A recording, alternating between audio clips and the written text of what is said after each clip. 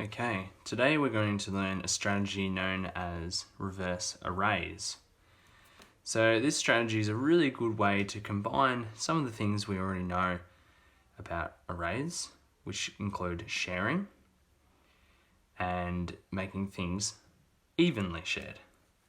So the way this strategy works is you start with an algorithm, and at the moment we've got 12 divided by 3.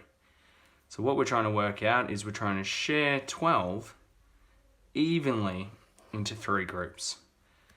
And I'm going to use a real life scenario or situation to help us. So the way we start is we draw up what's called a tableau. Looks like that. So it's like a little flick, like a tick, and a cross. And then what we do is we use our 3 and we use our 12. So I'm going to imagine that I have 12 cookies. Okay? And I have 3 kids. 1, 2, 3. And it's important to use these smiley faces because that's going to help us to share things evenly. And what I'm wanting to do is share my 12 cookies with 3 kids. And then what I'm going to find out is what it equals, which is how many cookies each child gets.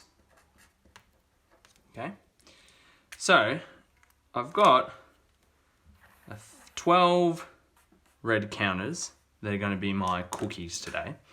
And so what I do is I give 1 cookie to each one of the children, and the smiley face shows us or represents the child. 1, 2, 3. 1, 2, 3. 1, 2, 3.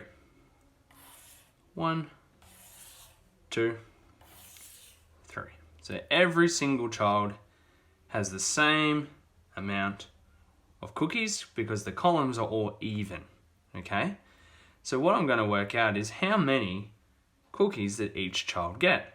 And I can do that by counting how many are in each row. 1, 2, 3, 4. 1, 2, 3, 4. 1, 2, 3, 4. So that means that each child gets 4 cookies.